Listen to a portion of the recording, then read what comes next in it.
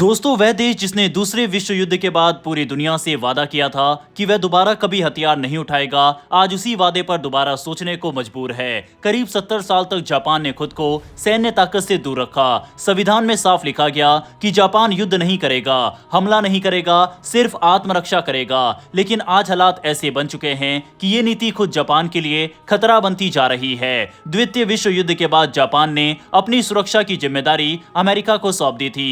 बदले में अमेरिका ने जापान की सुरक्षा की गारंटी दी। जापान ने भरोसा किया कि जब तक अमेरिका साथ है उसे हथियार उठाने की जरूरत नहीं पड़ेगी। लेकिन अब वही भरोसा कमजोर पड़ता दिख रहा है। अमेरिका की नीतियां बदल रही है। सुरक्षा अब रिश्ते नहीं सौदे बनते जा रहे हैं, और जब सुरक्षा कीमत मांगने लगे तो देश खुद पर भरोसा करने लगता है। यहीं से जापान की सोच बदलनी शुरू हुई। ये समझना जरूरी है कि जापान कमजोर नहीं है। जापान ने कभी अपनी ताकत दिखाई ही नहीं। टेक्नोलॉजी के मामले में जापान दुनिया के सबसे आगे देशों में शामिल है। अमेरिका के कई एडवांस हथियारों में जापानी तकनीक पहले से इस्तेमाल हो रही है। Engine, sensors, high precision manufacturing और ऑटोमेशन, हर क्षेत्र में जापान बेहद मजबूत है। पनडुब्बियों की बात करें तो जापान की एआईपी तकनीक दुनिया की सबसे उन्नत मानी जाती है। ऐसी सबमरीन जो महीनों तक बिना सतह पर आए ऑपरेशन कर सकती है। युद्धपोत, रडार और इलेक्ट्रॉनिक वारफेयर सिस्टम में भी जापान किसी से पीछे नहीं है। फर्क सिर्फ इतना है कि अब तक ये सारी ताकत सिर्फ बचाव के लिए थी। तलवार हाथ में थी लेकिन म्यान से बाहर नहीं निकाली गई। अब परिस्थितियां बदल रही है। अमेरिका ने साफ संकेत दिए हैं कि सुरक्षा मुफ्त नहीं मिलेगी। इसके बाद जापान ने तय किया कि अब अपनी रक्षा की जिम्मेदारी खुद उठानी होगी। इसके लिए संविधान और रक्षा कानूनों में बदलाव की तैयारी शुरू हो चुकी है। हथियारों के इस्तेमाल, आयात और निर्यात से जुड़े नियम बदले जा रहे हैं ताकि जापान सिर्फ बचाव नहीं, जरूरत पड़ने पर जवाब भी दे सके।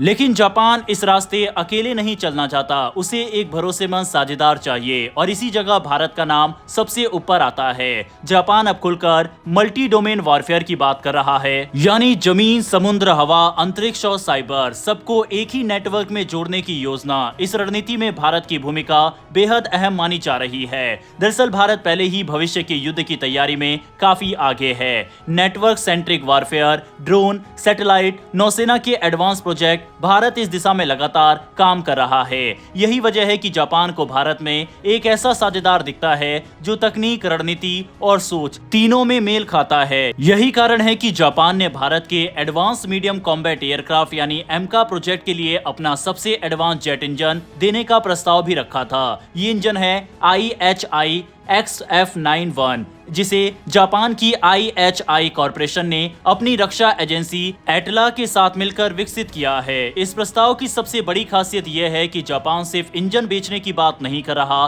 बल्कि पूरी टेक्नोलॉजी ट्रांसफर, को डेवलपमेंट और भारत में लोकल मैन्युफैक्चरिंग की पेशकश की गई है। अगर ये डील आगे बढ़ती है तो भारत की फाइटर जेट इंजन तकनीक में आत्मनिर्भरता का सपना एक बड़ी छलांग ले सकता है। इस ऑफर के साथ जापान उन 4 देशों में शामिल हो गया है जो एमका को इंजन देने की रेस में है। इससे पहले ब्रिटेन, फ्रांस और अमेरिका इस प्रतियोगिता में थे, लेकिन जापान का प्रस्ताव इसलिए अलग है क्योंकि वह तकनीक साझा करने को लेकर ज्यादा खुला नजर आ रहा है। XF91 इंजन दुनिया के सबसे शक्तिशाली लो बाईपास टर्बोफैन इंजनों में से एक माना जाता है।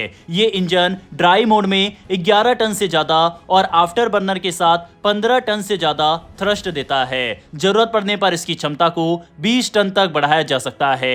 इसका स्लिम डिजाइन एमका जैसे स्टेल्थ फाइटर के लिए बेहद अहम है क्योंकि इससे अंदर ज्यादा फ्यूल और हथियार रखे जा सकते हैं। ये इंजन सुपर क्रूज के लिए भी डिजाइन किया गया है, यानी बिना आफ्टर बर्नर के लगातार सुपरसोनिक उड़ान। आधुनिक हवाई युद्ध में ये एक बहुत बड़ी ताकत मानी जाती है। इसके साथ ही इंजन में एडवांस थर्मल मैनेजमेंट और लो हीट सिग्नेचर जैसी खूबियां भी है जो स्टेल्थ क्षमता को और मजबूत करती है। यह प्रस्ताव ऐसे समय पर आया है जब अन्य अंतर्राष्ट्रीय इंजन सहयोगों में देरी और अनिश्चितता बनी हुई है। ऐसे में जापान का ऑफर भारत को एमका प्रोग्राम को तेजी से आगे बढ़ाने का मौका दे सकता है।